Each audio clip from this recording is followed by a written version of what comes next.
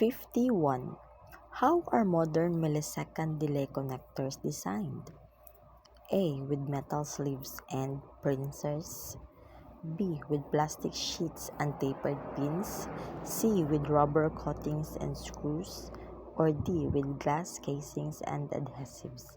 The correct answer is with plastic sheets and tapered pins, which is letter B.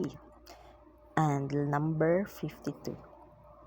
What is the purpose of using a double initiation circuit in blasting operations? A. To increase the detonation velocity. B. To reduce the number of millisecond delays. Or C. To prevent misfires. Or D. To create additional delay periods. And correct answer is letter C, which is to prevent misfires. 53. What is the main application of detonating cords? A. To propagate the detonation initiated by a detonator to an explosive charge. B. To create delay periods in the blasting sequence. C. To increase the diameter of blast holes. Or D. To reduce the core load of the explosive charge. And the correct answer is A. To propagate the detonation initiated by a detonator to an explosive charge. Number 54. What is the purpose of anti-fire damp detonating cords? A. To increase flexibility. B. For underwater operations. Or C. To prevent static electricity buildup. Or letter D. For use in methane-rich environment. And the correct answer is for use in methane-rich environments, such as the underground mines. And number 55. What is the main purpose of a detonator in an explosive system? A. To provide the required activation energy with a small initiating explosion. Or B. To safely store and handle the main explosive charge. Or C. To keep the detonator and main explosive separated until just before use. Or D. All of the above. And the correct answer is letter A.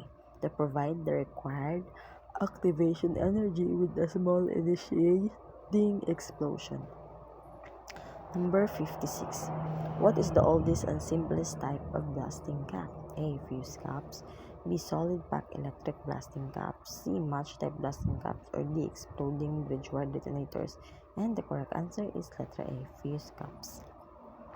57. What is the primary hazard of pyrotechnic fuse blasting caps? A. Accidental detonation during crimping of the fuse in the cap. Or B. Sensitivity to electromagnetic interference. Or letter C. Lack of built-in time delay. Or letter D. Difficulty in handling the pyrotechnic fuse. And the correct answer is letter A, which is the accidental detonation during crimping of the fuse into the cap. Number 58. What is the most common type of blasting cap found worldwide today? A. Fuse caps. B. Solid pack electric blasting caps. C. Match type blasting caps. Or letter D. Exploding bridge wire detonators. And the answer is letter C. Match type blasting caps. Number 59. What is the purpose of the delay element in some electric blasting caps? A. To provide a built-in time delay before the cap fires. B. To make the cap more sensitive to electric current. Or C. To increase the strength of the cap. Or letter D. To protect the cap from electromagnetic interference. And the answer is to provide a built-in time delay before the cap fires. Letter A. Number 60. What is the main difference between instantaneous and delay electric blasting caps? A. The amount of explosive charge. B. The type of metal shell used. Or C. The presence or absence of a delay element. Or D. The electrical resistance of the bridge wire.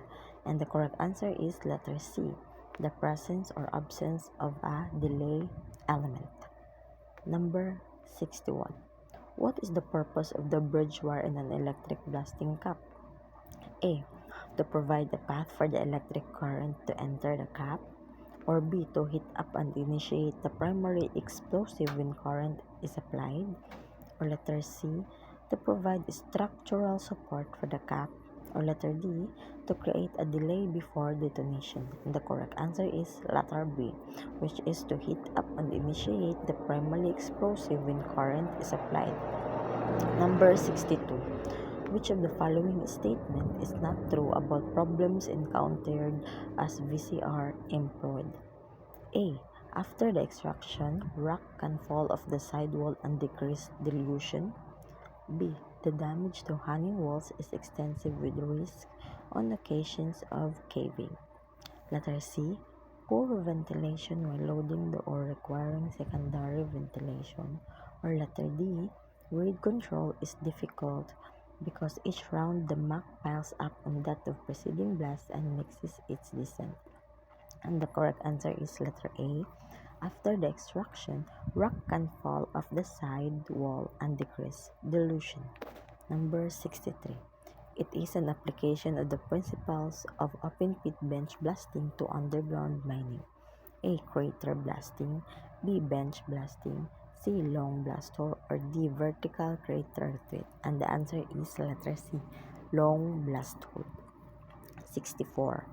It carries out the mission of receiving the fragmented ore and creating a free face in the bottom of the blast holes. A. Slat raise. B. Long hole sector. C. Undercut. D. Raise level. And the answer is letter C. Undercut. 65. It is used as the first vertical free face of the blast and constructed from a raise with dimensions that oscillate between 1.8 to 3.5 meters. A. Raise level. B. Undercut. C. Long hole sector. Or D. Slat raise. And the correct answer is letter D. Slat raise. 66. It is where the large diameter pilot holes are drilled and represent between 85 to 90% of the chamber tonnage. A. Slat raise. B. Long hole sector. Or C. Undercut. Or D. Raise level. Letter B. Long hole sector. Number 67. This system is applicable to sub-vertical ore beds with sidewalls that have good characteristics so that when the ore is extracted, large open stopes remain. A. Crater blasting method. B. Room and pillar mining. C. Cut and fill mining. Or D. Sub-level stooping. And the correct answer is letter D. Sub-level stooping. 68. It is used in horizontal or flat bedded deposits of salts, limestones, potash, iron, etc. with maximum inclination of 30 degrees and rocks with stable geomechanics characteristics. A. Cut and fill mining. B. Room and pillar mining. C. Stope and pillar mining. Or D. Longwall mining. And the correct answer is room and pillar mining. 69. This method consists in excavating the ore by ascending horizontal levels, filling the holes produced by ore extraction from the deepest sublevel with waste materials. A. Longwall mining. B. Stope and pillar mining. C. Cut and fill mining. Or D. Room and pillar mining. The answer is letter C. Cut and fill mining. Number 70.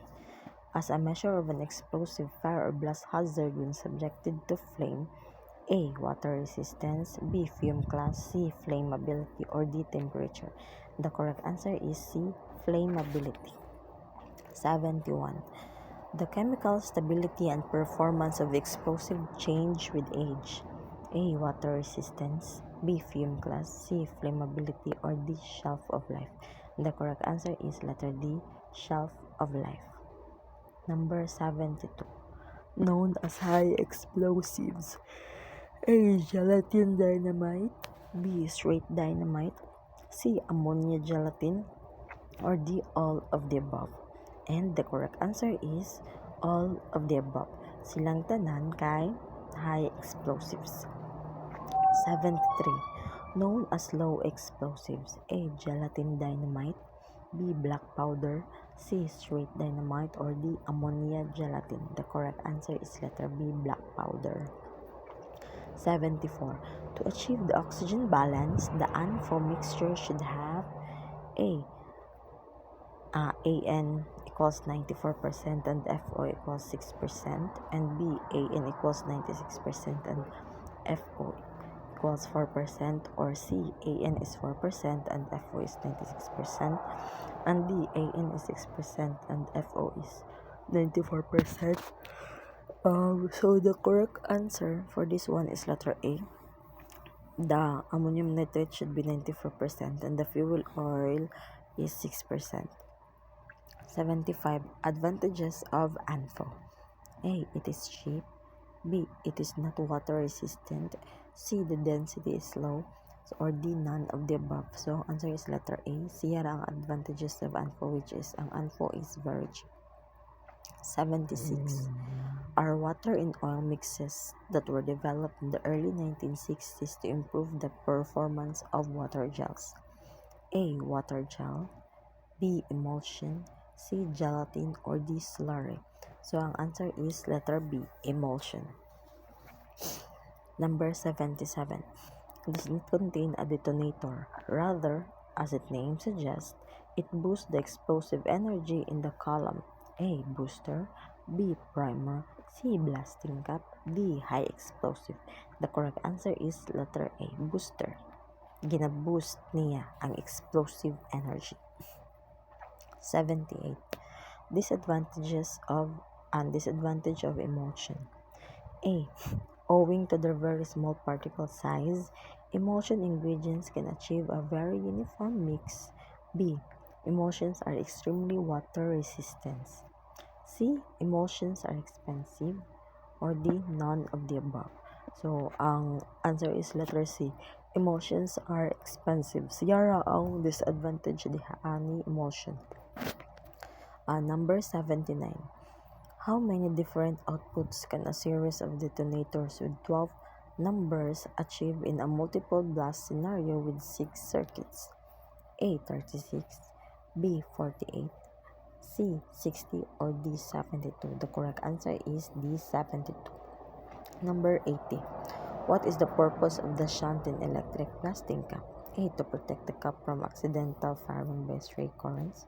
Or B. To provide a path for the electric current to flow through the caps. Or C. To create a delay before detonation. Or D. To connect the blasting machine to the detonators.